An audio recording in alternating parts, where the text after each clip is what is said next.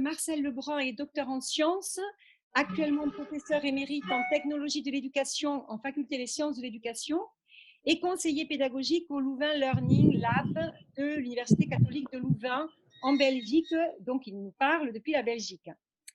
Il accompagne les enseignants dans le développement des dispositifs technopédagogiques à valeur ajoutée pour l'apprentissage.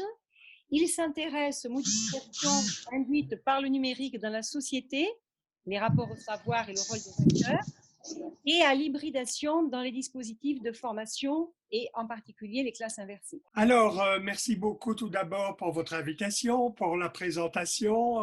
Toutes mes salutations à Jean-Marie de Quetel qui, comme je l'ai dit, a été un véritable accompagnateur, un maître pour moi et je suis très honoré qu'il soit là. Alors, la thématique qui m'a été donnée, ben, voilà le titre, les classes inversées. Nous verrons un tout petit peu de quoi il s'agit, pourquoi j'ai utilisé le pluriel. Mais avant de commencer réellement ma présentation, je voudrais prendre des précautions. Si vous m'aviez demandé de parler de la pédagogie du problème, j'aurais parlé de la pédagogie du problème. Si vous m'aviez demandé de parler de l'apprentissage collaboratif, j'aurais fait de même. Donc ici, je vous parle des classes inversées, c'est la commande, mais je ne veux pas dire par là que c'est la seule méthode au monde, que c'est la meilleure, que ça va résoudre tous les problèmes de l'école, voire de l'humanité et de la société, une méthode parmi d'autres, mais vous voyez dans le titre, je l'ai présenté un peu comme un élément prototype, précurseur. Je considère en effet que là où les classes inversées, nous verrons, contient une multitude d'ingrédients pédagogiques, de stratégies pédagogiques, elle est en fait plus une stratégie qu'une méthode particulière, parce qu'elle est un mélange finalement, vous le verrez, de différentes méthodes. Et je vous demande peut-être de lire cette présentation qui est ciblée sur le sujet, mais peut-être dans le temps que nous vivons maintenant, la classe inversée et la période de confinement. On m'a dit, Marcel, nous sommes confinés maintenant, peux-tu nous parler de la classe inversée? Je leur ai dit, ben non, désolé, parce que la classe inversée, évidemment, il y a des éléments à distance, mais c'est surtout un moyen de renforcer la présence.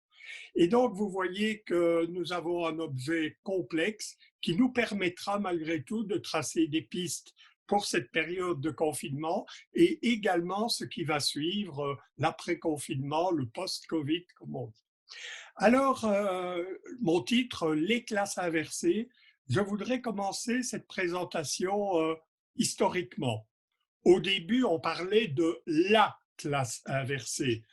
En fait, on ne parlait pas du tout de la classe inversée. Il y a une bonne dizaine d'années d'ici, on parlait des flipped classrooms parce que la classe inversée est un slogan, peut-être, une appellation en tout cas, qui nous vient des anglo-saxons.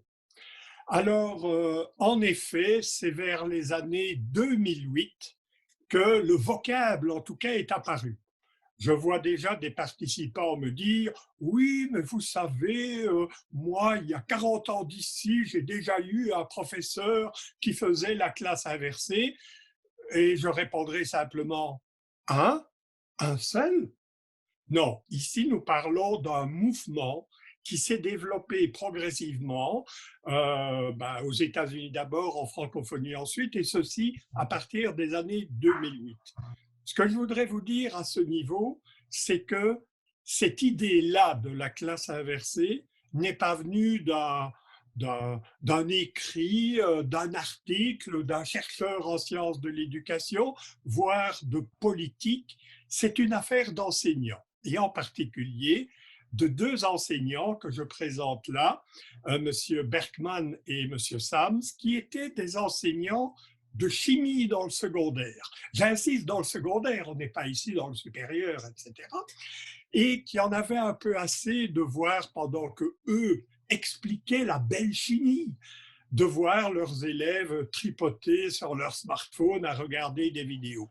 Et donc, ils ont eu l'idée de remplacer la partie magistrale, vous savez, celle qui occupe tout le temps, hein, les professeurs qui expliquent et qui expliquent, par de petites vidéos déposées sur des serveurs que dont les élèves pouvaient prendre connaissance avant le cours, de manière à rendre le cours plus interactif, plus applicatif, si vous voulez, avec des exercices, des problèmes. Autrement dit, faire taire un peu le professeur pendant le temps de présence, de manière à développer davantage d'activités d'apprentissage. C'est ainsi que le concept de classe inversée est donc apparu.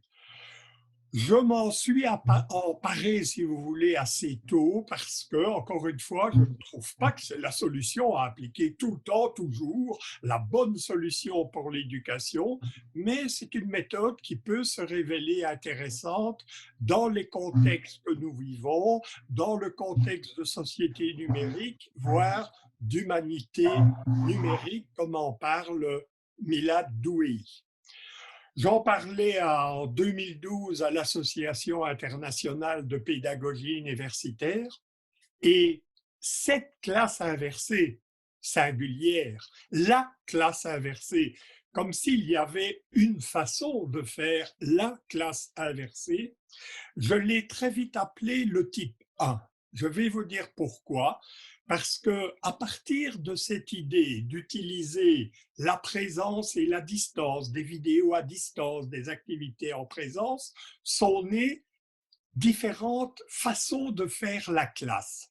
Alors, le type 1, la classe inversée, j'avais résumé cela par lectures at home, les leçons à la maison, and homework in classes, les devoirs en classe. Donc, c'était un peu une première inversion qui visait à ce que le travail précède la classe plutôt que ne suive la classe en termes de devoirs. Alors, pour ceux qui connaissent un peu le jargon, c'est un dispositif hybride. C'est un dispositif qui va utiliser évidemment la vidéo, la médiatisation en termes de vidéo, de quelque chose que nous connaissons finalement, c'est-à-dire l'enseignement ex cathedra, l'enseignement magistral, au lieu d'être fait dans un temps et un espace donné, il est fait, si vous voulez, dans l'espace-temps. C'est finalement ce que nous permettent les technologies de nous libérer des contraintes d'espace et de temps. Alors, vous voyez cette gravure probablement du 15e ou 16e siècle. Vous savez, il y a quand même eu des progrès importants en 6 siècles. On voit maintenant une photo d'Amphi en l'an 2000. Bon, bien sûr, il y a des couleurs qui sont différentes, mais je ne vois pas la grosse différence. Et le dernier avatar, c'est finalement ceci. Le professeur qui donne son cours, finalement, qui donne son cours et qui est filmé, avec évidemment quelque chose de... Excusez-moi, il y a du son qui est arrivé. Le professeur qui est filmé. Alors, vous voyez cette évolution finalement, c'est une part de médiatisation. Le discours qui se faisait en temps et lieu est devenu répandu. Il y a cette idée de présence-distance qui est en train un peu d'évoluer, mais pour moi surtout, une évolution dans les termes enseigner et apprendre. Alors ici, une petite parenthèse, et je le dis avec un clin d'œil évidemment. Les francophones ne sont pas gâtés parce que chez eux, le mot apprendre signifie à la fois apprendre et enseigner. En effet, on peut dire je vais t'apprendre quelque chose. Je vais t'apprendre à rouler à vélo, je vais t'apprendre les tables de multiplication. Et ma réponse par rapport à tout ça, c'est non, vous ne pouvez pas m'apprendre. Vous pouvez m'enseigner, me montrer, c'est ce que font les vidéos ici, mais apprendre, c'est moi qui vais le faire. Et donc, peut-être que dans la classe inversée, on revoit une sorte de positionnement de celui qui enseigne, finalement, au travers de la distance, de la médiatisation, et de l'activité d'apprentissage qui va être reciblée, recentrée dans la présence. Je résume. Dans l'enseignement dit traditionnel, vous savez bien ce que je veux dire, l'enseignement que la plupart des personnes qui m'écoutent ont connu, mais la partie enseignée se faisait en présence. Le cours a lieu dans l'amphi B14 à 15h30. L'apprentissage, lui, reste quelque chose de solitaire. Moi, je me retrouvais dans ma chambre d'étudiant quelques semaines avant l'examen et je me disais, mon Dieu, comment je vais mettre tout ça dans ma tête?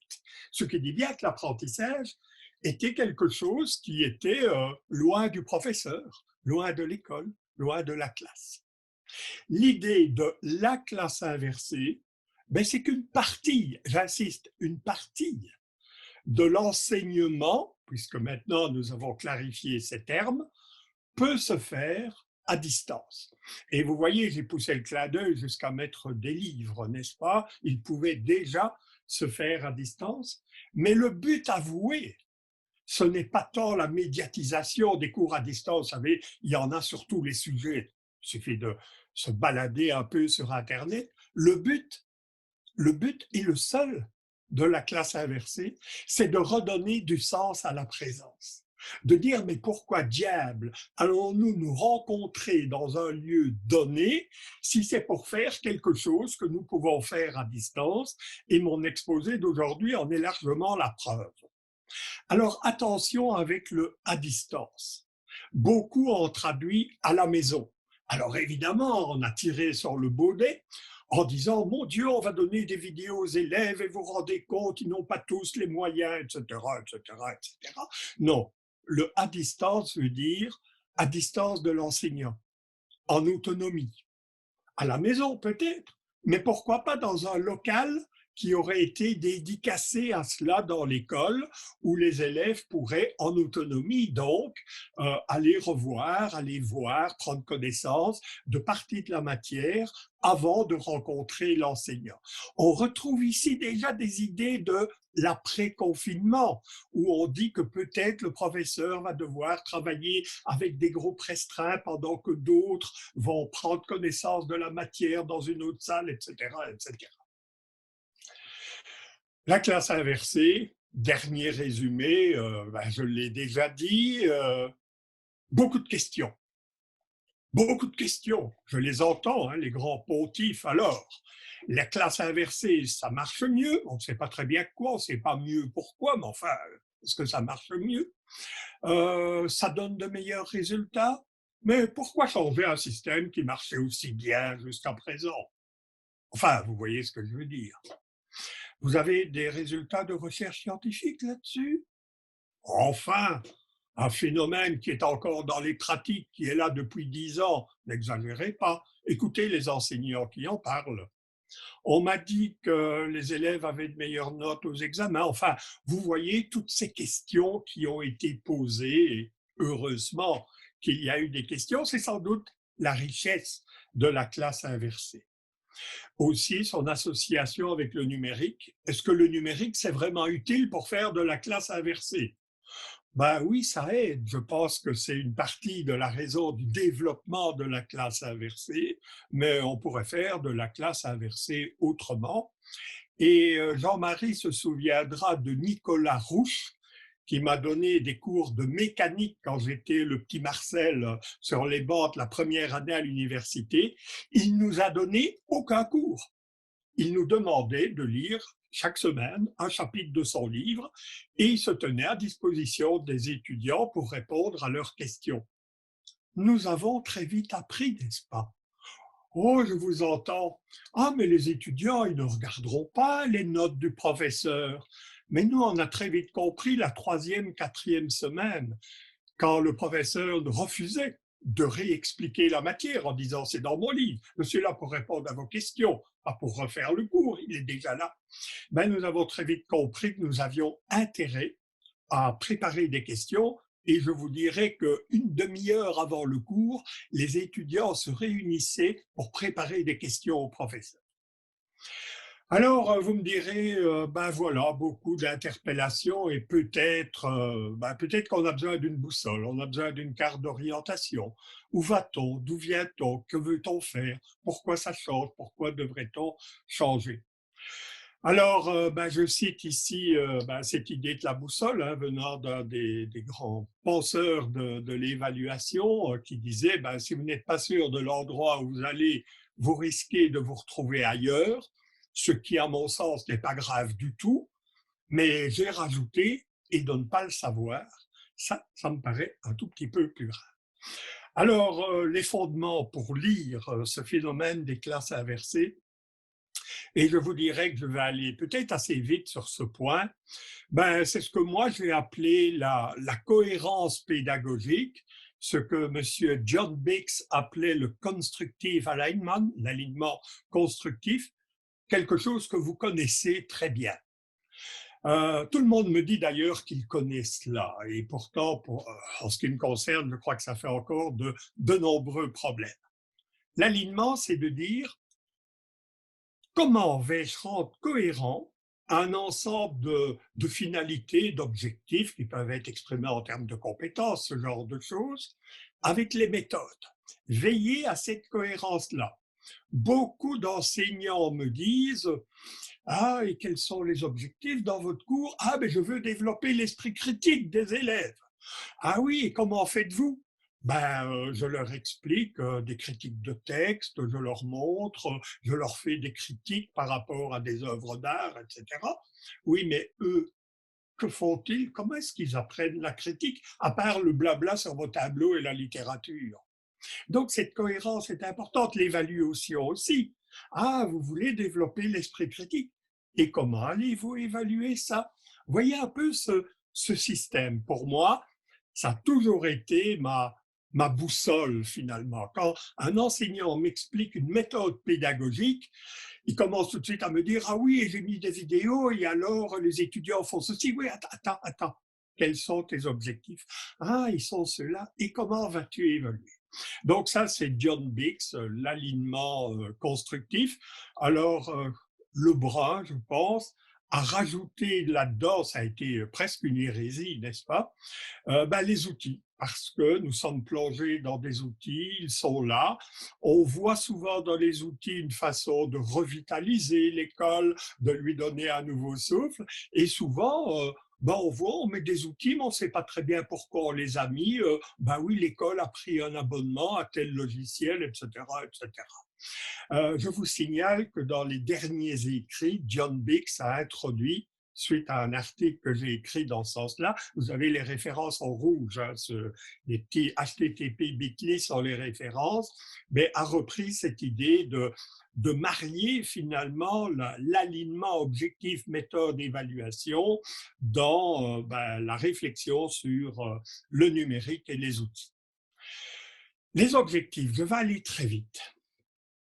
Je vais aller très vite parce que je n'ai guère le temps, mon propos n'est pas les objectifs, mais je veux quand même cadrer avec la classe inversée. Alors, vous connaissez probablement Andreas Schleicher, directeur de l'OCDE, secteur éducation, qui nous dit l'école devrait préparer les élèves à des changements économiques, sociaux, politiques, on commence à voir de quoi il s'agit à l'heure actuelle, à des emplois qui n'existent pas encore, à des technologies qui restent à inventer, à des méthodes, à des procédures qui ne sont pas encore là pour résoudre des problèmes qui ne sont pas encore survenus. Schleicher est parfois très dur. Il dit, dans un discours qu'il a fait en Belgique d'ailleurs, « Vous avez des élèves du 21e siècle, des enseignants à une pédagogie du 20e et une organisation du travail du 19e. » Autrement dit, voilà, je vous donne là de quoi discuter pendant pas mal de temps. Vous avez aussi Ken Robinson, qui a beaucoup écrit dans le domaine de l'éducation et qui dit que le but de l'école, ce serait d'amener l'élève à découvrir son élément, ce pourquoi il est fait. Et il nous dit, l'enseignement actuel est fondé sur une vision étroite des capacités intellectuelles qui induit des programmes limités, des méthodes pédagogiques standardisées, des systèmes d'évaluation impersonnels dominés par les résultats bruts et les notes. Bon, encore une fois, on a là pas mal de choses. Soyons sérieux. Depuis que je me suis intéressé à la pédagogie, la notion d'objectif a pas mal évolué. Au début, bah, je caricature un tout petit peu. En 90, on me disait les objectifs, c'est assez simple. Tu commences par l'étudiant sera capable de, tu mets un verbe et un substantif. L'étudiant sera capable de résumer une œuvre de François Mauriac. 10 ans après, je résume, je caricature ici, je vous donne des démarches. Vers 2000, on a commencé à parler des compétences. Il s'agissait bien sûr de savoir et de savoir-faire, les fameux verbes dont j'ai parlé tout à l'heure, mais il y avait l'importance du contexte. Il fallait savoir le faire à l'école, mais il fallait que ce soit transposable, si vous voulez, dans des situations problèmes les plus authentiques possibles. Et là, on a parlé de la notion de compétence, competere, amener ensemble des savoirs, des savoir-faire, voire des savoir-être. Et en 2010, apparaissait un nouveau mot, les learning outcomes, les acquis d'apprentissage. Et même si les gouvernements ont traduit cela dans des termes, pour moi, extrêmement restreints, c'est-à-dire ce que l'élève sait, comprend, est capable de faire, quand on retourne dans les textes européens, les tout premiers qui ont parlé des learning outcomes, on voit ce que l'élève est capable lui-même de démontrer. Ce qui veut dire tout à coup que le sens de l'évaluation est en train de changer. L'examen, l'évaluation, c'est pas seulement le prof qui dit cite-moi les trois étapes de la procédure, du modèle, machin, etc. Mais c'est le professeur qui dit, ou plutôt même l'élève, l'étudiant, l'apprenant qui dit, professeur, voici ce que j'ai fait avec votre cours.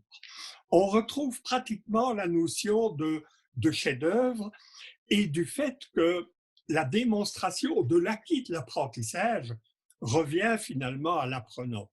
On commence à voir ici une autre inversion qui passe du maître sur son piédestal, souvenez-vous de la vidéo que je vous avais montrée, vers finalement une notion de l'apprentissage. Ce qui compte, c'est pas tellement ce que l'enseignant fait, mais ce que l'élève sera capable de faire au travers des activités qui lui ont été prescrites. À part cela, on nous parle de compétences. Vous avez ici le Forum économique mondial au travers de différents écrits qui nous parlent bien sûr des capacités de base, des capacités de lecture, d'écriture. Beaucoup de personnes me font le reproche. Ils me disent, oui, mais avec toutes ces compétences, le travail d'équipe, la recherche d'informations, bientôt les étudiants, les élèves ne sauront plus rien. Mais le but n'est pas cela, vous ne m'avez pas compris. Une compétence n'est pas antagoniste au contenu et au savoir, puisqu'elle s'appuie finalement sur des contenus et des savoirs. Évidemment, elle étend la notion avec même des traits de caractère, la curiosité, l'initiative, l'adaptabilité, le leadership, la conscience sociale, etc., etc. Évidemment, je vous conseille peut-être d'aller voir les écrits de Bernard Stiegler. On voit les problèmes aussi qui sont apportés à l'école par le numérique. Mais Bernard Stiegler nous dit que non, la technologie n'est pas vraiment un poison pour la société et que les problèmes viennent probablement de notre difficulté à socialiser correctement les outils. Et Dieu sait que cette période de confinement a été un temps, non pas d'enseignement, non pas de formation, un temps d'apprentissage pour chacun par rapport à ses outils, à ses réseaux sociaux, à Zoom, à Teams, à Skype, etc., etc. Michel Serres, lui, va un peu plus loin. Il nous dit que grâce aux outils numériques, nous avons été libérés finalement de certaines nécessités, par exemple la mémorisation, etc., etc., en partie du moins, et que cela nous permet de faire d'autres choses. Nous n'avons pas le cerveau vide, les choses ne sont pas dans notre smartphone, mais nous avons le cerveau davantage libre. À part cela, Ben, on voit l'efflorescence, hein, ces incitations à développer les compétences transversales, comme apprendre à résoudre des problèmes, la créativité, la responsabilité sociale, la communication, l'alphabétisation numérique, l'apprentissage toute la vie durant. Hein, le temps de l'école, il prend un autre sens. La collaboration. Alors, quand je montre cette figure-là, si on était en présent, je vous dirais, levez la main, est-ce que vous ne trouvez pas qu'il y a quelque chose qui manque dans cette figure?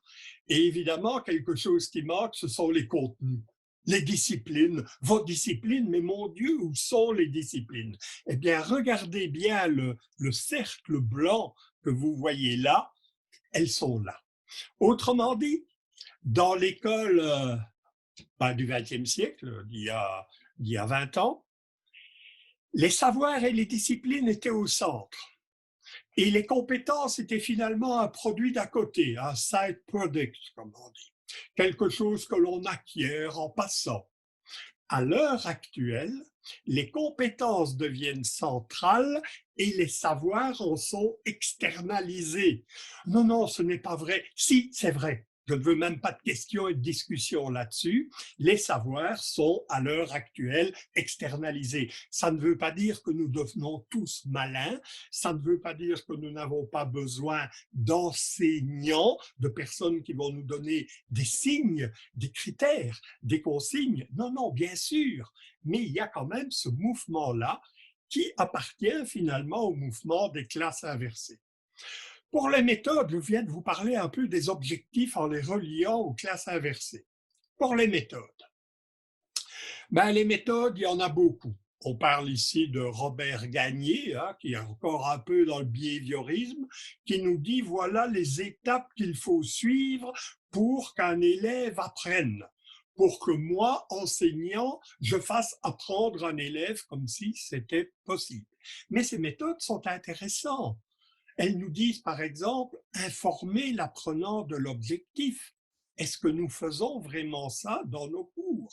Stimuler le rappel des préalables, provoquer la performance, fournir des rétroactions.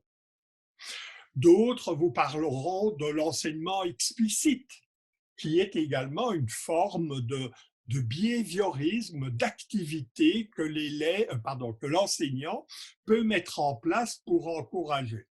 Pour ma part, au travers de 2 livres que j'ai écrits, vous voyez que mon préfacier, c'est Jean-Marie de Quetel, j'ai essayé de voir quelles étaient finalement les influences possibles des outils numériques, ce qui a toujours été un de mes intérêts un peu en toile de fond, dans les changements dans la pédagogie.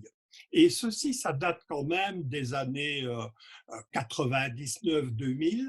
Et je voyais dans les temps nouveaux, ces temps marqués par le numérique, des classes en grands groupes, hein, 20-30 élèves, voire dans les amphis 150-200, qui allaient vers des plus petits groupes, que les leçons devenaient plutôt de la facilitation, qu'on parlait pour les meilleurs étudiants il y a 20 ans d'ici. Ici, on va essayer de se mettre au niveau de chaque étudiant.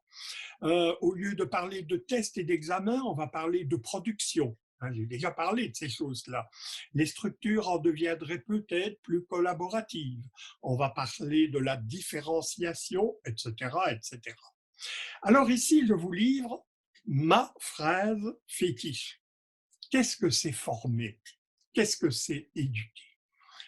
Former, pour moi, c'est donner à l'apprenant des occasions d'apprendre, point. Autrement dit, l'enseignant devient une sorte de concepteur de lieux, d'espaces d'apprentissage. On parle beaucoup à l'heure actuelle des espaces d'apprentissage dans lesquels l'apprenant va trouver les ressources nécessaires, dont l'enseignant, pour pouvoir apprendre. Enseigner, c'est pas transmettre des savoirs, c'est pas ce qui est écrit, mais pourquoi pas? Si vous trouvez qu'à un moment donné, ce que je fais cet après-midi, la meilleure façon de faire passer un savoir chez ceux qui m'écoutent, c'est peut-être la transmission, pourquoi pas? Mais c'est certainement pas la seule façon. Fort de tout cela, Ben, nous avons, nous aussi, fait des recherches européennes et je vous conseille d'aller voir, c'est disponible, hein, les résultats de la recherche ISUP, les dispositifs hybrides dans l'enseignement supérieur. Et vous voyez là une courbe où il y a différents types de dispositifs de l'enseignement supérieur. Les trois premiers sont centrés enseignants. C'est l'enseignant qui dit la matière, c'est l'enseignant qui propose les exercices, c'est l'enseignant qui donne les consignes, c'est l'enseignant qui évaluation. Et les trois derniers, centrés apprenants. On travaille avec des ressources que les apprenants ont amenées. Les apprenants peuvent s'auto-évaluer. Vous avez entendu parler de l'évaluation par les pairs. Et ici, nous avons interrogé des enseignants, mais aussi des étudiants, ce qui est la force de cette recherche. Et nous avons vu que différents facteurs d'apprentissage, comme la motivation, la qualité perçue des ressources, la pertinence des compétences qu'ils ont développées, évoluent finalement avec le type de dispositif. Autrement dit, bien sûr, ces recherches avaient été faites dans l'enseignement supérieur. Viser l'autonomie des élèves, ça peut nous réserver des surprises et en particulier de bonnes surprises pour leur apprentissage. Après avoir parlé de la classe inversée, j'arrive maintenant aux classes inversées. En effet, dans mon intérêt pour le sujet, j'ai rencontré beaucoup d'enseignants dans des colloques, vous voyez ces choses-là, et ils me disaient, moi je fais de la classe inversée. Ah oui, et comment faites-vous? Quels sont vos objectifs? Comment évaluez-vous, etc. Et j'ai été surpris que les enseignants me racontaient chaque fois des choses différentes. Autrement dit, le concept initial, les leçons à la maison, les devoirs en classe, s'est transformé par l'intelligence des enseignants. De nouveau, il n'y a pas eu de directive là-dessus, il n'y a pas eu une injonction venant d'en haut, au contraire. Mais ils ont commencé à adapter finalement cette idée-là, jouant sur présence-distance, enseigner, apprendre. Vous vous souvenez du type 1? Le type 1, les élèves prennent connaissance de la matière, si vous voulez, en dehors de la classe, et en présence, c'est des applications, des exercices, des résolutions de problèmes, des pédagogies actives, tout ce que vous voulez. Les gens se sont vite rendus compte qu'un des problèmes, c'était finalement ces vidéos en ligne, qui finalement, je vous l'ai dit, changeaient peu de choses par rapport à l'enseignement magistral. On a trouvé, en étudiant finalement les classes inversées que faisaient les enseignants, on a trouvé pas mal de composantes du type 2. À distance, les enseignants demandaient à leurs apprenants, à leurs formés, à leurs élèves, d'aller explorer des contextes, d'aller chercher des ressources, de préparer une présentation ou une activité. Vous voyez, le contenu n'était pas mis à distance par le professeur, c'est les élèves, les apprenants, qui allaient chercher les savoirs dans les contextes, ils revenaient en classe, et en classe donc, c'était des travaux d'analyse, de synthèse, de créativité, de critique, des travaux de groupe, etc., etc. Vous voyez comment cette idée initiale de la classe inversée, le type 1, s'est transformée. Mais ce dont je me suis rendu compte, et vous savez, je vous l'ai dit, je suis physicien et j'ai étudié en particulier la mécanique quantique, alors tout ce qui est catégorie, déterminisme, ça me fait toujours peur. Quand on me dit il y a le type 1, le type 2, il y a ceux comme ça et ceux comme ça, j'ai trouvé dans différentes recherches qu'il y avait un type 3. Alors, regardez bien. Vous avez le type 1, la matière à distance, les exercices en classe. Le type 2, les étudiants explorent des contextes, ils reviennent en classe avec ça. Le type 3, vous prenez les deux cadres qui sont marqués 1 et 2, venant du type 2, et vous les mettez comme cela. Vous prenez les deux cadres qui viennent du type 2, le 3 et le 4, et vous les mettez comme ça. Et ce dont je me suis rendu compte, c'est qu'à partir de l'expérience du type 1, la mise à distance des savoirs, du type 2, l'exploration des contextes, les enseignants avaient fait une sorte de mélange en considérant ces 4 événements d'apprentissage comme des jalons dans une sorte de processus d'apprentissage. Ils envoient, les élèves explorer les contextes, ils reviennent en classe, ils présentent ce qu'ils ont trouvé, cela fait jaillir des questions, on étudie ensuite les théories, les modèles, etc. Et 4, on revient en classe pour essayer de voir la validité des modèles, comment ça marche, etc., etc. Donc, c'est ce que j'ai appelé les classes inversées, un mélange subtil d'activités d'apprentissage et d'enseignement se passant à la fois en présence et en distance. Je résume. Un premier axe, le rapport au savoir. À gauche, les savoirs transmis par le professeur. Au centre, des savoirs qui ont été externalisés, médiatisés, ils sont sur YouTube. Et 3, des savoirs récoltés par les étudiants eux-mêmes. Deuxième axe, le rapport au rôle. L'enseignant donne son cours, on a vu ça au début, l'enseignement ex cathedra. Les étudiants participent, on voit les méthodes actives, résolution de problèmes, projets, etc. Et finalement, tout en haut, les étudiants construisent eux-mêmes le dispositif et deviennent des enseignants pour les autres élèves. Vous retrouvez le type 1, savoir externalisé, activité en classe. Le type 2, les savoirs récoltés, les étudiants eux-mêmes qui font le cours. J'exagère un peu, mais vous m'avez compris. Et finalement, le type 3, qui est le mélange de tout ça. Et vous retrouvez les mots, la classe inversée, les classes inversées, le type 3, le mélange, et finalement, dans certains cas, la classe renversée. Par exemple, mon collègue Jean-Charles Caillé à la Cato de Lille fait des cours renversés où les élèves trouvent les ressources, font le cours pour les autres et préparent même les évaluations. Le groupe A prépare l'évaluation du groupe B, etc., etc. Là, on est dans le renversement total. Ce que je vous ai présenté ici, finalement, après coup, je me suis dit, mais ça existait déjà. Ben oui, en pédagogie, c'est souvent comme ça. Et je vous rappelle le cycle de Kolb, ce qu'on appelle l'apprentissage expérientiel. Comment l'humain, finalement, apprend du contexte. Kolb nous dit, ça commence par une expérience de vie. On rencontre quelqu'un qui nous dit que.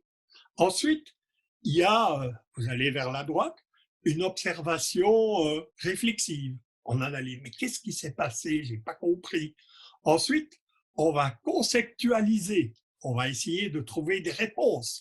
On va aller questionner des gens. On va essayer de trouver des réponses sur Internet. Et finalement, je transfère, je retourne dans d'autres contextes. Mais avouez que ce cycle de Kolb ressemble très fort à mes 4 événements d'apprentissage. Les étudiants dans la nature qui cherchent des informations, qui partagent en classe le 2, qui ont recours à des modèles, à des théories d'explication le 3, et finalement qui font du transfert le 4. Donc, finalement, ce concept des classes inversées pourrait être le côté, si vous voulez, pratique, le caractère contextualisé du cycle de Kolb, avec évidemment des activités en présence et à distance. On retrouve également, figurez-vous, quand vous lisez les textes, par exemple, de Tardif, qui a été un des personnes qui étaient à la base de la réflexion sur l'apprentissage par problème. Dans son livre, L'apprentissage stratégique, il nous parlait des méthodes actives en disant qu'il y avait une phase de contextualisation, donner du sens avant de donner les théories. Combien j'en ai eu de professeurs qui arrivaient au tableau et ils écrivaient soit f de x fonction 2, etc. Et moi, j'avais envie de dire, mais attends, on va pas trop vite, à quoi ça sert ça? Quand est-ce que je vais utiliser ces choses-là? Et on me répondait généralement, tu verras plus tard. Ce temps-là, il est passé, mesdames, messieurs. Les étudiants que vous allez avoir, ils vont vouloir savoir qu'est-ce qu'ils peuvent faire des savoirs que vous êtes en train de leur enseigner. C'est la contextualisation, c'est le début de la motivation. C'est finalement trouver du sens à ce que l'on va faire. Mais il faudra bien décontextualiser, il faudra bien modéliser, il faudra bien trouver des principes. Et ensuite, il faudra bien voir que ces théories sont applicables. Et il faudra recontextualiser. Autrement dit, je vous le disais, là, les classes inversées surtout, sont vraiment une sorte d'instanciation de différents types de modèles en pédagogie. On a retrouvé l'apprentissage collaboratif, on a retrouvé le projet, on a retrouvé des éléments de motivation, etc., etc. Je terminerai ma modélisation avec Benjamin Bloom. Vous connaissez tous Bloom, évidemment, 1956, qui nous dit, dans sa pyramide des compétences cognitives, il faut d'abord mémoriser, il faut ensuite comprendre, puis on pourra appliquer, et quand on aura appliqué, on pourra analyser, ensuite on pourra évaluer et on pourra finalement créer. L'école est créée là-dessus. Il faut d'abord voir la théorie, bien mémoriser, bien comprendre, faire des applications, et plus tard, on ne sait pas quand, mais plus tard, tu pourras analyser, évaluer, créer au travers du terrain, de situations, problèmes. C'est le sens de Bloom. Pourquoi parle-t-on de la classe inversée? Peut-être parce que dans certaines instances de la classe inversée, on fait l'inverse. On travaille dans l'exploration des contextes, dans des situations problèmes, où il faut créer des questions au début. Généralement, à l'école, la question est posée, mais dans la vie de tous les jours, il faut apprendre à poser des questions. Et ensuite, on ira trouver des réponses dans la théorie, dans les modèles, etc., etc. Autrement dit, comme je dis avec un clin d'œil, la classe inversée, elle renverse peut-être la perception de Bloom en mettant la taxonomie à l'envers. Alors, je vais très vite ici, quelques recherches pour vous dire, vous aurez les références, je mettrai mon diapo à disposition, qu'avec des étudiants dans les cours en formation continue ici à Louvain, j'ai fait des recherches sur les différents types de classes inversées et nous avons effectivement trouvé le type 1, les savoirs médiatisés, les exercices en classe, pas beaucoup de type 2, surtout dans les sciences humaines, un gros mélange de type 3. Nous avons trouvé déjà, ici on est en 2017, des articles qui commencent à arriver en montrant les différents types de classes inversées, en rejoignant finalement la typologie que je vous ai présentée ici. On trouve aussi beaucoup de bémols en disant que il faudrait familiariser les élèves et les enseignants à ces nouvelles stratégies. Euh, les enseignants me disent souvent, mais on n'a pas été formés. On a bien vu qu'avec un virus, ils n'ont pas eu besoin de formation et ils sont parvenus à faire du Skype, du Teams, etc. Arrêtons de nous plaindre qu'il n'y a pas de formation. L'Internet est plein de vidéos où on vous explique comment faire des diapos, des vidéos, des forums en ligne, etc., etc. Nous sommes dans l'apprentissage toute la vie durant. Ils nous disent aussi que les vidéos sont souvent beaucoup trop longues. Ah oui, moi au début je faisais ça, 1 heure et demie de vidéo, boum aux étudiants. Mais non, il faut travailler une certaine granularité. Le gros problème est les activités en classe. La plupart des enseignants, ils mettent des vidéos en ligne, ils arrivent en classe et ils disent « Avez-vous des questions ?» Et ils sont surpris, il n'y a pas de questions. Qu'est-ce qu'on fait? Non, le but, c'est pas qu'il y ait des questions. Le but, c'est de montrer que les savoirs dont on a pris connaissance, on est capable de les mettre en relief, de les confronter, etc. Donc, évidemment, beaucoup de bémols en tout ça, dont, malgré ce que j'ai dit, continuer à se former aux classes inversées. Et je vous dirais, parce que j'y participe maintenant depuis 4 ou 5 ans, en France en particulier, vous avez le CLIC, classe inversée, le congrès, CLIC, qui se passe chaque année et où on a quand même 1 millier d'enseignants qui ne viennent pas pour raconter des conférences, pour écouter des conférences, mais surtout pour échanger sur leurs pratiques. Parce que je crois que la formation des enseignants, comme l'apprentissage tout court, va passer par une expérience de réseau, d'échange et de collaboration. Je ne vais pas vous parler ici des outils parce que le temps passe très fort, simplement pour vous dire que on me demande souvent mais quel est l'effet du numérique sur la pédagogie? Et je suis toujours en mal de répondre, il n'y a pas d'effet du numérique sur la pédagogie, parce que pour qu'il y ait des effets pédagogiques du numérique, il faut tout d'abord que la pédagogie change. Il n'y a pas simplement une pédagogie qui resterait la même, mais qui deviendrait meilleure parce qu'on y ajoute le numérique. Mais non, la pédagogie doit changer pour accueillir les outils numériques et c'est sans doute ainsi que l'on aura des valeurs ajoutées, comme j'aime dire, des effets qui vont apparaître. Voilà, je termine, toute petite synthèse. Je parle souvent de l'heure actuelle comme une nouvelle renaissance. Vous allez voir, je vais être peut-être un peu plus philosophe, mais ça prendra du sens dans tout ce que je vous ai dit. Il y a en philosophie deux courants qui s'opposent. Je caricature ici, ce n'est pas mon propos. Le rationalisme, il met l'accent sur le monde des idées, des modèles, des théories et des concepts. Vous avez de l'autre côté l'empirisme. Il se base sur les faits, la réalité concrète, les contextes, pas tant les concepts que les percepts, ce que les gens ont perçu, l'expérience.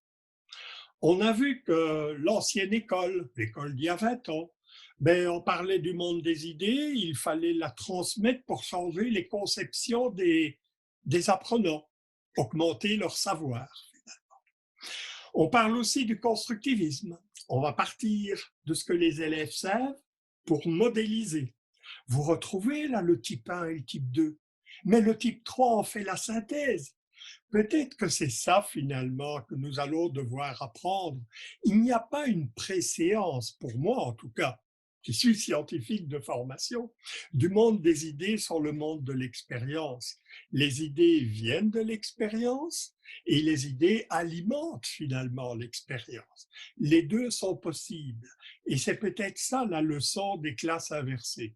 Je termine par quelques références que vous aurez évidemment, puisque je transmettrai mon PowerPoint, en particulier un guide qui a été créé par mon laboratoire sur la classe inversée. Merci pour votre bonne attention et j'attends avec plaisir vos questions, vos questionnements ici. En ce qui concerne le thème d'aujourd'hui, c'est la classe inversée. Moi, je vois que le rôle de l'enseignant, ça change, bien sûr, parce que il a un rôle très important, c'est-à-dire comme un guide de l'apprentissage de l'élève. Et en plus aussi, ça exige un enseignant apte à enseigner autrement, c'est-à-dire à être motivé lui aussi. C'est pas seulement l'élève, mais le prof aussi doit être motivé, doit être aussi compétent, parce que son rôle c'est pas facile. Et on a besoin aussi de former les professeurs pour pouvoir appliquer cette approche-là. Mais ma question, c'est en ce qui concerne l'évaluation, par exemple, est-ce que les élèves, bien sûr, on ne peut pas faire les examens comme les examens traditionnels comme avant, mais ça change. Est-ce que ça sera sous forme, par exemple, des projets parce que eux-mêmes, ils ont besoin, ou bien ils vont faire des recherches, faire des études. Je ne sais pas comment ça sera l'examen ou bien l'évaluation. Autre chose, je vous enseigne, moi je travaille au ministère de l'Éducation et de l'Enseignement et on a un type d'école qui s'appelle STEM. Ce sont les élèves qui ont, au cycle secondaire seulement, ce sont les élèves qui ont de bonnes notes, qui sont compétents au niveau de mathématiques et des sciences. Et ils travaillent de cette façon-là. C'est-à-dire, les professeurs utilisent cette approche-là, la classe inversée, c'est-à-dire l'élève rend toujours plus actif, plus créatif et motivé. C'est celui qui cherche l'information et qui a une bonne connaissance parce il accède toujours sur Internet pour avoir des informations partout. Et à la fin, ils ont présenté un projet concernant c'est-à-dire un projet qui nous aide à résoudre un problème de notre vie quotidienne, c'est-à-dire par exemple en ce qui concerne la pollution, par exemple, ou bien la sécheresse, etc., etc. Je vais transformer un peu ce que vous m'avez dit parce que je sens qu'il y a des questions derrière. Évidemment, une des grandes questions, et vous avez commencé par ça, c'est celle de l'évaluation. Alors, s'il vous plaît, je vous l'ai dit, Les catégories, j'en ai peur. C'est pour ça que je vous ai dit au départ, je ne vois pas toute l'éducation, tout l'enseignement basé sur des classes inversées. Je vous ai dit, c'est une sorte de prototype où il y a des choses à prendre et à laisser. C'est la même chose pour l'évaluation. Évidemment, j'ai parlé des acquis d'apprentissage où c'est à l'élève de faire la preuve de ce qu'il a appris, etc.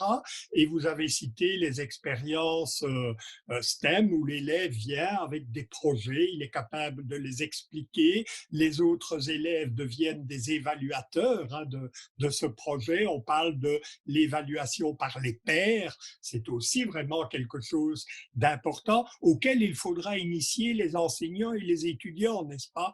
euh, J'en ai parfois je suis un peu énervé avec cette histoire-là parce que on nous parle des méthodes, par exemple l'évaluation par les pairs ou l'apprentissage collaboratif.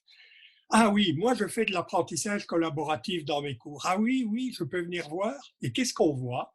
Le professeur qui dit, voilà, maintenant on va faire l'exercice 17, alors mettez-vous en groupe de 4 et voilà.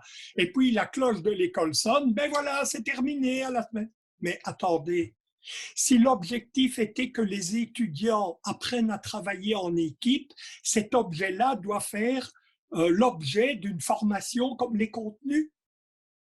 Il faut expliquer aux élèves pourquoi vous faites de l'apprentissage collaboratif, quels sont les critères de qualité d'un bon apprentissage, que l'évaluation porte sur le contenu, sur la solution de l'exercice, mais aussi sur le travail collaboratif. C'est ça l'alignement de Bix. C'est ça, ce n'est pas dire il faut mettre en place des méthodes. Non, la méthode est elle-même véhicule de contenu. Autrement dit, l'évaluation doit porter sur les contenus. Ben oui, bien sûr. On n'envisagerait pas un médecin qui n'est pas capable de décrire la circulation, comment ça se passe dans le cœur. Et ça, il faudra quand même bien qu'il l'apprenne. Hein, ça ne va pas venir, si vous voulez, de la pression atmosphérique. Il y aura des savoir-faire à apprendre et il y aura des compétences transversales. Et je crois que c'est cet amalgame des trois qu'il faut essayer de tenter. Donc, s'il vous plaît, ce n'est pas l'un contre l'autre, c'est l'un qui complète l'autre. Ce sont des exigences nouvelles de la société.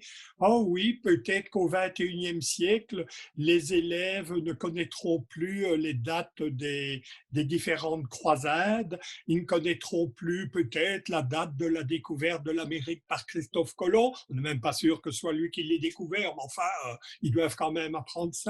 Ils ne connaîtront pas la liste de tous les acides aminés par cœur, mais peut-être qu'ils seront capables de faire d'autres choses, en particulier d'aller chercher l'information utile. Ça, pour moi, c'est extrêmement important. Maintenant, dans la conversation, vous avez parlé aussi d'élèves doués en mathématiques, etc., qui font des petits robots et des choses comme ça.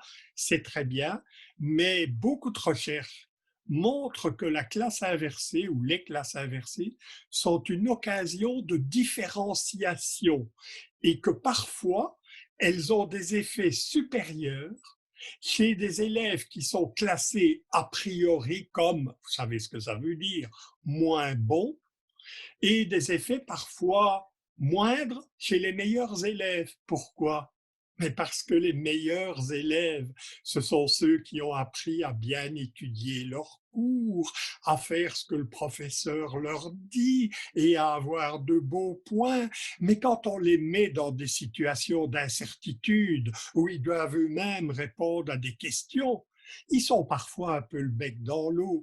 Et donc, méfions-nous un tout petit peu de ces recherches sur les effets des classes inversées chez les élèves qui sont réputés difficiles, etc., etc. On est parfois très étonné des résultats. J'aimerais ça revenir sur le concept des élèves, les bons élèves, ceux qui font bien à l'école, parce que ces bons élèves-là, ce sont eux qui habituellement vont devenir les maîtres dans les classes. Et là, on a un problème au niveau paradigmatique. Ce que je pense, c'est qu'ils reproduisent ce qu'ils ont appris et le pourquoi dans lequel ils sont bien. Donc, ça va être problématique, surtout au niveau de la formation des maîtres, pour leur expliquer que maintenant, l'approche doit être différente. Qu'est-ce que vous en pensez? Je suis d'accord en tout cas avec votre manière de soulever la question et je suis heureux de pouvoir en parler. J'ai envie de vous dire ceci. Euh, je pense que tout ce que j'ai dit à propos de l'apprentissage des apprenants, des formés, des élèves, devrait être appliqué chez les futurs enseignants en formation. Autrement dit, j'ai suivi des cours, j'avais dit que j'en ai pas suivi, mais pas beaucoup, mais quelques-uns. J'ai suivi des cours avec des collègues en formation d'enseignants où ils leur faisaient une formation sur les méthodes actives. Eh bien, ça a été un enseignement magistral des méthodes actives pendant 24 heures. Alors, Monsieur Martin Bérubé, s'il vous plaît, si on faisait quelque chose pour ça. Autrement dit, c'est ce qu'on appelle l'isomorphie. Former les enseignants comme on voudrait que plus tard ils forment leurs élèves. Ça, c'est important. Autrement dit, il faut les mettre dans une situation où ils doivent s'enseigner les uns les autres, où ils doivent s'évaluer, où ils doivent aller chercher des informations, que ce soit en physique nucléaire ou en pédagogie. Ils peuvent revenir avec une vidéo de notre collègue que vous connaissez sans doute, Roland Viau, sur la motivation, et en faire une synthèse et la présenter à leurs collègues. Pourquoi est-ce qu'il faut qu'il y ait un prof dans notre université qui leur fasse encore un cours pendant des dizaines d'heures sur la motivation? Vous voyez ce que je veux dire? Et donc, bien sûr que ça nous fait réfléchir à l'apprentissage toute la vie durant. Pour moi, je crois à un concept d'apprentissage généralisé. Les élèves apprennent, les enseignants apprennent et peut-être bien que les institutions apprennent aussi. Et je pense que ça doit être la clé de la réflexion. Merci beaucoup, Monsieur Lebrun. Nous allons laisser la parole à Madame Dina Chaffey, qui avait une question. Dina, vous pouvez prendre la parole si vous voulez. Ou alors, je vais lire sinon sa question. Donc, Dina disait, est-ce que vous pensez que le type 1 sera adéquat pour les élèves du petit primaire ou bien la classe inversée est essentiellement destinée aux étudiants plus âgés? Alors, ça, c'est une bonne question et je vous répondrai. La réponse, je vais vous dire comment j'ai appris cette réponse. Au début, je faisais des formations sur la classe inversée, les vidéos en ligne et toutes ces choses-là. Et voilà, j'avais fait une conférence et j'ai une institutrice, ça se passait à Reims, en France. C'était des enseignants du primaire, du secondaire qui étaient là. Et elle vient me trouver et un peu timide, comme ça, elle me dit « Mais Monsieur Lebrun, est-ce que vous n'enfoncez pas des portes ouvertes ?» Alors moi, je suis un peu surpris par la question et je lui dis « Mais qu'est-ce que vous voulez dire ?» Mais elle me dit « Mais vous savez, la classe inversée, c'est notre façon habituelle de travailler à l'école primaire. Le vendredi, je dis aux élèves, vous allez rentrer, bien sûr hors confinement, n'est-ce pas? Vous allez rentrer à la maison, demandez à vos parents s'ils n'ont pas des revues où vous pouvez découper des animaux, et si vous allez chez les grands-parents, demandez-leur, et chaque élève revient avec une dizaine de petites images d'animaux, vous demandez bien si vous pouvez les découper, et vous revenez en classe. Le lundi, elle est devant ces images et elle commence à faire les catégories des animaux, expliquer que les dauphins ne sont pas des poissons, etc., etc. Est-ce que vous vous rendez compte que nous sommes déjà dans le type 2, où les élèves sont partis explorer des contextes et ils travaillent avec l'enseignant à restructurer tout ça? Et donc, oui, la classe inversée est appliquée à l'école primaire. D'ailleurs, si je le pouvais, là, je vous donnerais le nom de Madame Annick Carpenter, qui est une prof du Québec, qui enseigne à l'école primaire et qui travaille avec la classe inversée. C'est elle qui me l'a fait découvrir à l'école primaire. Donc, il y a beaucoup de choses que l'on dit sur la classe inversée. Oui, mais est-ce que ça ira avec les élèves qui n'ont pas beaucoup de compétences? Est-ce que ça ira avec les petits, avec les grands?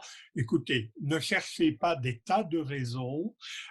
Inscrivez-vous une fois au CLIC, le congrès des classes inversées, Et vous verrez des enseignants de l'école primaire, du secondaire, en maths, en français, en géographie, du supérieur aussi, qui font la classe inversée. Maintenant, évidemment, on ne véhicule pas les mêmes propos. Les vidéos ne sont pas tout à fait les mêmes. Ben, ça, vous vous en doutez quand même. Merci beaucoup, Monsieur Lebrun. Nous avons une remarque de Radoua Youssef qui dit « J'approuve le concept de complémentarité ». Et ensuite, Gada Al-Roubi. Est-ce que Gada Al-Roubi veut prendre la parole pour dire à Monsieur Lebrun ce qui est écrit?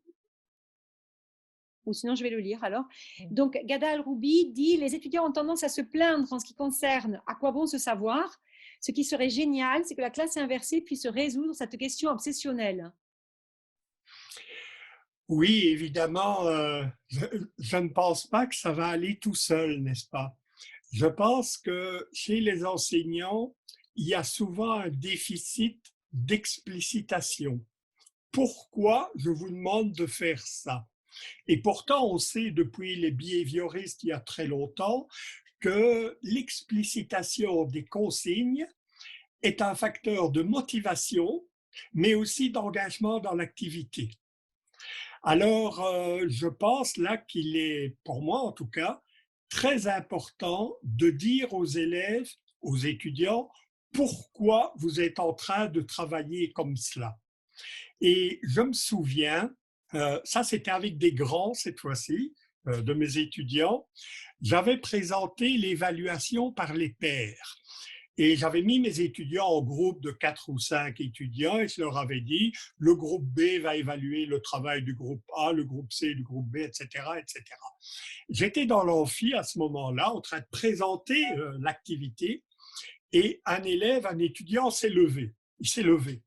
Et il m'a dit, ah non, monsieur Lebrun, ça, pas question. C'est pas aux étudiants à évaluer le travail, c'est les profs qui doivent le faire. Et je lui dis, mais pourquoi est-ce que vous me dites ça? Et il me dit, mais monsieur Lebrun, si ce sont les élèves qui évaluent, l'évaluation ne sera pas correcte. Vous vous rendez compte, les gens du groupe B là-bas, ce sont mes amis. Je ne vais quand même pas leur mettre une mauvaise note. Et je l'ai regardé dans les yeux, je ne sais pas ce qui m'a pris. Parfois, on est dans la tension comme ça, on trouve des choses à dire. Je l'ai regardé dans les yeux et je lui ai dit, ah, ce sont tes amis. Ah, aide-les à faire un meilleur travail. Il a été complètement subjugué. Pourquoi? Mais parce que c'est comme ça, nous avons une représentation que l'évaluation, c'est quelque chose qui doit faire mal, qui doit venir avec une note, qui met surtout en évidence tout ce qui est rouge dans la feuille. Pourquoi pas également mettre les valeurs qui sont apportées, de dire des perspectives d'amélioration. Et sans cela, je ne vois pas comment ce qu'on appelle le lifelong learning, l'apprentissage toute la vie durant, pourrait se mettre en place si nous n'avons pas une sorte de, j'aime pas le mot, mais contrôle social qui se met en place. Donc, expliciter, dire pourquoi on le fait, c'est déjà la moitié de l'apprentissage. Pensez-vous que la classe inversée, dans la mesure où l'on fait usage des TIS, est faisable avec les élèves du primaire? Sont-ils assez mûrs pour utiliser les TIS à bon escient? Alors, ça rejoint un petit peu la question que vous avez posée tout à l'heure, hein, Monsieur Lebrun. Ne vous en faites pas trop avec cela. Les élèves, même les petits, vous montreront comment on utilise. N'ayez pas peur, vous, d'utiliser le numérique. À un moment, il faut se dire, ben moi, je connais pas tout avec ça, mais j'ai toujours eu des élèves qui sont venus à mon secours. Et je pense que, encore une fois, on ne va pas demander des outils extrêmement sophistiqués avec des élèves de 7 ou 8 ans, je ne sais pas, mais il existe évidemment des applications, des façons de faire. Et le numérique, quelque part, pour moi, vous savez, ça dépasse l'ordinateur. Le numérique est une façon de faire que nous avons. C'est une façon de faire nos courses, de parler aux autres, de réserver nos vacances. Le numérique, c'est pas l'école, c'est ce qu'il y a dans la société actuellement. Et si l'école n'est pas, j'ai pas dit tout numérique, hein, j'ai pas dit ça, mais un peu numérique, ben, elle ne prépare pas la société qui est là.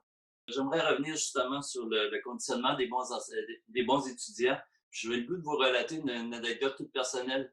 Moi, je travaille au Cégep de la Pocatière, je suis conseiller pédagogique. Donc, mon rôle est d'accueillir et d'intégrer des nouveaux enseignants dans mon collège. J'ai une jeune enseignante, il y a à peu près 3 ans, qui vient me voir, qui dit, elle, vouloir faire la classe inversée, mais plutôt les laboratoires de physique inversés. Donc, elle me demande comment procéder, je lui accompagne, je lui fournis le matériel, je lui aide à monter son matériel et tout ça. Le plus comique de la situation, c'est que mon fils est dans sa classe et suit les cours, puis fait les laboratoires. Et à discuter autour de la table, je lui pose tout bonnement la question, et puis, comment ça se passe? Et il me répond tout simplement, je déteste faire ça. Il n'aime pas véritablement ça parce que mon fils, c'est un bon étudiant qui, pour lui, il sortait de sa zone de confort dans le sens que la physique n'était plus enseignée comme il souhaitait qu'elle soit enseignée en tant que telle. Et vous m'avez donné un élément de réponse tout à l'heure, pourquoi il a été en réaction. J'ai l'impression que ma jeune enseignante n'a pas nécessairement expliqué pourquoi elle lui faisait vivre cette expérience-là. Donc, j'ai cherché longtemps à trouver la réponse, mais à vous écouter parler, je pense que j'ai là un élément de solution à cette question-là. Enfin, c'est une hypothèse que je fais, évidemment. Je ne me permettrai pas de faire un diagnostic comme cela, mais je pense que vous êtes aussi du côté des sciences de l'éducation. Ce sera intéressant que nous fassions le relevé de tous ces modèles et théories qui nous parlent, parfois sans le dire, de l'explicitation. Vous prenez la motivation, mais pratiquement toutes les théories de la motivation, il y en a des dizaines, disent la motivation, ça démarre d'une perception du contexte. Comment voulez-vous que l'élève qui rencontre un enseignant, une nouvelle matière, la première fois de sa vie, ait une perception positive du contexte si on ne lui dit pas quel est ce contexte finalement? Si vous prenez maintenant l'alignement de John Biggs, le Constructive Alignment, il dit que le but de cela, le but de cet alignement, c'est de réaliser ce qu'on appelle en Amérique du Nord un syllabus ou un plan de cours, on dira chez nous, dans lequel l'enseignant doit montrer la cohérence entre les objectifs, les méthodes et l'évaluation. Donc, encore une fois, un travail d'explicitation. Quand vous regardez les premiers behavioristes, ils nous parlaient, j'ai parlé de Robert Gagné, hein, qui est un peu à cheval évidemment sur les différents courants, mais il nous parle aussi de communiquer à l'élève les objectifs de l'activité. Et ça, je pense que les enseignants considèrent que ça va de soi. Je vous fais travailler en groupe, ben oui, évidemment, c'est pour développer la compétence à travailler en équipe.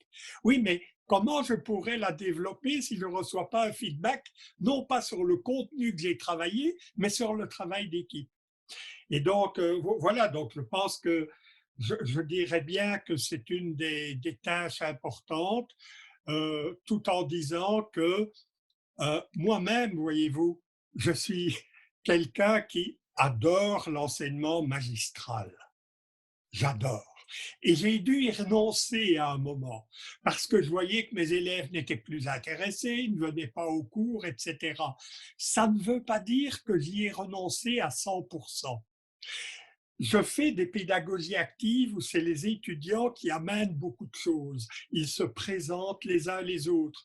Mais vous savez, après 3 ou 4 semaines, ce sont les étudiants qui me demandent de faire de l'enseignement magistral. Mais Monsieur Lebrun, vous n'avez rien dit. Mais vous, qu'est-ce que vous en pensez? Et vous ne pouvez pas faire une synthèse de tout ce qu'on a dit. Et donc, c'est eux qui m'appellent. Autrement dit, je vais répondre à des questions qu'ils se posent plutôt que de donner des réponses à des questions qui ne se posent probablement pas. Merci beaucoup pour toutes ces réponses très, très intéressantes, pour cette conférence passionnante, vraiment. Un grand, grand merci à vous. C'était vraiment très, très intéressant, très en lien avec notre projet et ça va nous permettre d'approfondir cette question. Donc, la classe inversée est expérimentée par un des partenaires du projet Ange. Donc, on va poursuivre cela. Et dans les différents établissements également, donc à la fois donc, en France, en Europe, à l'international aussi. Je dirais simplement, parce que je crois que c'est important qu'il y ait un après, finalement. Vous avez vu sur mes diapos, en bas à droite, il y a souvent des petites références web en rouge. C'est ce qui permet d'avoir des prolongements. Et vous aurez aussi une liste de références qui vous permettent de lire plus, quelques recherches et des choses comme ça.